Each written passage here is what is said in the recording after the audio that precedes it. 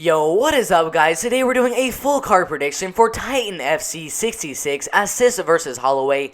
This fight card currently has 9 pro MMA fights on it.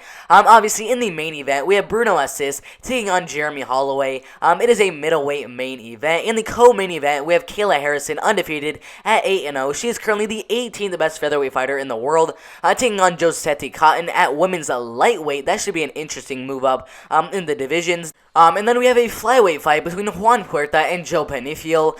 This fight is going to be pretty interesting. Juan Puerta is currently ranked 33rd at flyweight worldwide, so he's a very, very highly ranked flyweight in the world. The next fight after that, Ryan Cruz and Harrison Melendez. That one should be a pretty easy win for Ryan Cruz. To be honest, it's a featherweight fight. Ryan Cruz undefeated at 2-0. Harrison Melendez, not the best fighter at all, 1-5. That should be a pretty easy win for Ryan Roos. But then the next fight after that, between Christian Estrella and Josh Rishi, is also another flyweight fight. Should be another good one. And then we have Delano Taylor and Michael Cotto at welterweight.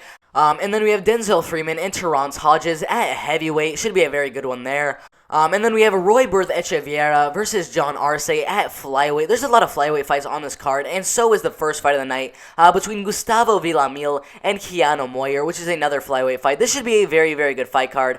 Now let's get it started with the first fight of the night. Alright, so the first fight of the night between Gustavo Villamil and Keanu Moyer. This one's going to be pretty good. We have two undefeated pro MMA fighters. Gustavo Villamil is 2-0 as a pro MMA fighter. Both wins coming inside of Titan FC. One by submission, rear naked choke, and then one by rear naked choke submission over Tikori Bunzi. Keanu Moyer only has one win outside of Titan FC over Jacob Romero, I believe, by unanimous decision. That was about a year and a half ago. They have similar heights, 5'5" tall and 5'6" tall. This should be a very, very interesting fight. But, I mean, Villamil, this guy is an absolute beast on the ground. An absolute beast on the feet as well. He definitely has the reach advantage, and I think wherever this fight goes, Gustavo Villamil will dominate the fight, and I think this fight will go all the way. He has a good chance, maybe a 25% chance of getting a submission or getting a knockout in this one, but I think the fight will go all the way, and I have Gustavo Villamil winning the fight by unanimous decision. Alright guys, so the next fight after that is between Royberth Echeverria and John Arce. It is another flyweight fight. Royberth Echeverria, he's actually coming off of a nice win inside of Titan FC. I believe over Philip Keller by TKO. That was an amazing knockout win over him. John Arce, he's actually coming off of a loss to Christian Estrella by unanimous decision about a year ago. Before that, he got a nice win over Dylan Cox by arm triangle choke submission. They're both similar ages, 25 and 27 years old. This should be an interesting one. I definitely think that John Arce has the submission advantage. Echeverria maybe has the striking advantage, but seeing as this is going to be an MMA fight, John Arce is definitely going to be trying to take the fight to the ground, where I think he'll do very, very good against Royberth Echeverria, and I have John Arce winning the fight by unanimous decision. Alright guys, so the next fight on this fight card obviously is a heavyweight fight. I expect this fight to end either by knockout or unanimous decision. I really doubt this fight's going to go to a submission. That would be very, very unlikely. This fight is 100% staying on the feet. Denzel Freeman, 2-0, undefeated fighter. He's 29 years old, 6'2" tall. Terrence Hodges, 2-7, a horrible, horrible record. He's 36, almost 37 years old. Come on, guys. Denzel Freeman's going to go out there and absolutely dominate this fight. I would not be surprised if he gets a knockout in the first or second round, but I have a feeling this fight's going to go all the way. And I have Denzel Freeman winning the fight by unanimous decision. Alright guys, that leads us to this welterweight fight between Delano Taylor and Michael Cotto. This fight is going to be very, very interesting.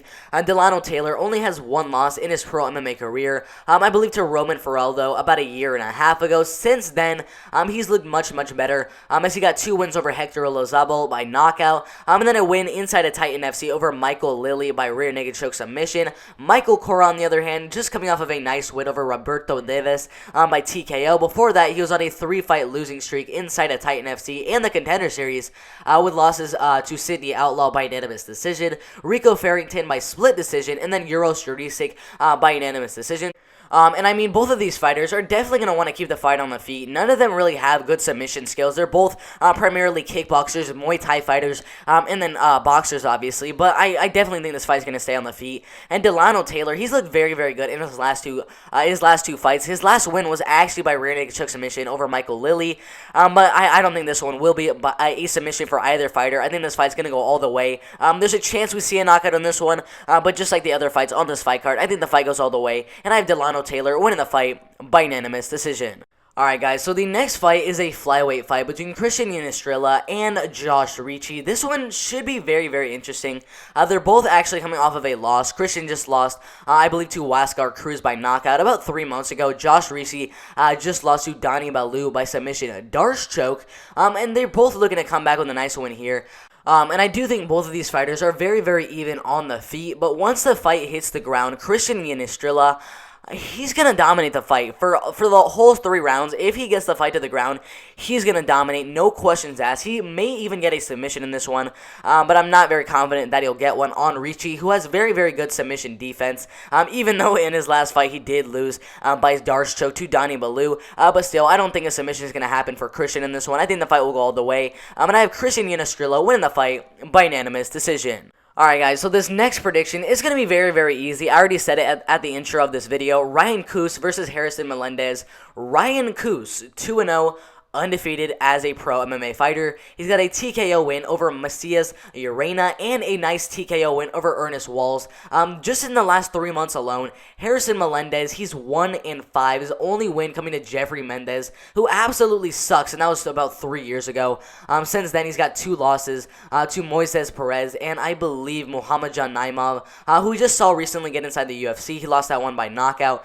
But still, guys, I think Ryan Cruz is going to dominate this fight. I already said that at the beginning of this video, and I'm very, very confident Ryan Cruz is going to actually get a knockout in this fight, and he's going to improve his record to 3-0 after this win over Harrison Melendez by knockout in the first or second round.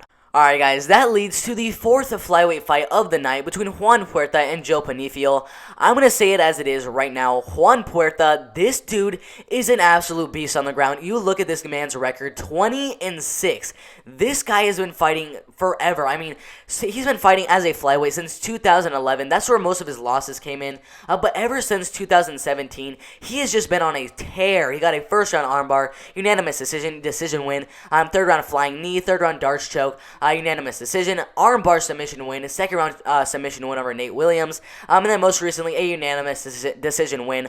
Now he's taking on Joe Panifiel. Joe Panifiel, also a very, very good fighter, coming off of a very close split decision win against Jason Eastman. And as we know, Juan Puerta, most of his losses came at the beginning of his career. Ever since those losses, though, since 2017, he's looked absolutely phenomenal, all the way to move him up to the 33rd best flyweight fighter in the world. That is absolutely insane. That could be enough to get him a shot inside the UFC, and I think he's going to dominate this fight on the ground, no matter what happens. He kind of reminds me of Jimmy Flick, who I think is moving up to bantamweight to fight Cody Durden inside the UFC in a couple of weeks. But yeah, I have Juan Puerta absolutely dominating this fight, and I'm very confident he's going to get a submission in this one as well, probably in the first or second round. Alright guys, that leads to the co-main event of the evening, and come on guys, what do you want me to say? Kayla Harrison versus Josetti Cotton. I mean, come on, guys. Kayla Harrison is going to dominate this fight wherever it goes. She has amazing, amazing power on the feet. I think she may get a knockdown in this fight, and then I think she'll use that knockdown to get the fight to the ground, where she has amazing judo and amazing, amazing grappling, where she's just going to dominate the fight on the ground. She could definitely get the win by unanimous decision, but she's so good at finishing her fights. I think she gets another finish here, probably by submission in the first or second round.